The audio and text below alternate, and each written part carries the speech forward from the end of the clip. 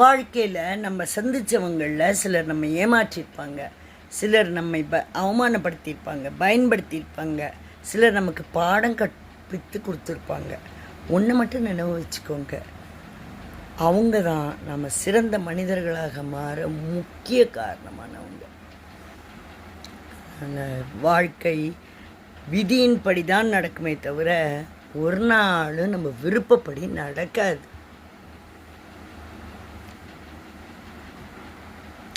வாழ்க்கை நம்மளை ரொம்ப கஷ்டப்படுத்திச்சுன்னா நம்ம சரியான பாதையில் போகிறோன்னு அர்த்தம்.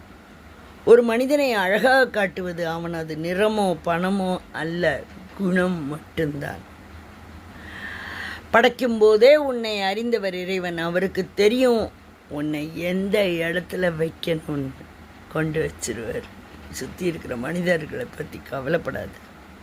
ஒரு விஷயத்தை பற்றி நம்ம யோசிக்கணும்னா அதுக்கு மதிப்பு இருக்கணும். தகுதி இல்லாத ஒன்றை பற்றி யோசித்து நம்மளோட நிம்மதியை ஏன் இழந்துக்கணும்? தேவையில்லை. அவமானப்படும்போது அவதாரமேடு, வீழ்கிற போது விஸ்வரூபமேடு, புண்படுற போது புன்னகை செய்.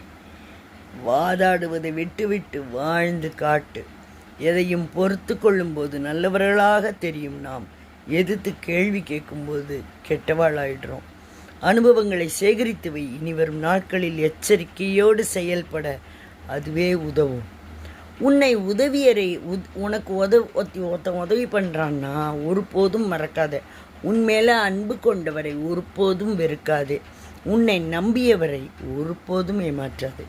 ஒரு காலத்தில் நேர்மை தவறாமல் வாழ்ந்தவர்களை கண்டோம். ஆனால் இப்போது நேரத்திற்கு தகுந்தாற்போல் வாழ்பவர்கள் தான் அதிகமாக நம்மளை சுற்றி இருக்கா. எதுவுமே சரியில்லாத போதும் எல்லாம் சரியாயிடும்னு நம்புறது தான் வாழ்க்கைங்க.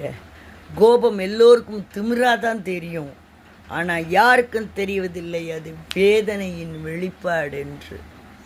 வாழ்க்கையில் யாரையும் நம்பி வாழ்ந்துடாதீங்க. நிழல் கூட வெளிச்சம் உள்ளவரைத்தான் உங்களுக்கு துணையாக வரும். நிம்மதிக்கான ரெண்டே வழி, எல்லாத்தையும் கடந்து போகணும், இல்லைன்னா கண்டுக்காமல் போகணும். நமது எண்ணம்தான் நமக்கு முதல் பயமே. என்ன நடக்குமோ என்று பயப்படுவதை விட நடப்பது நடக்கட்டும்டான்னு தைரியத்தோடு இருந்தால் நடப்பது அனைத்துமே நல்லவையாகவே நடக்கும். ஸோ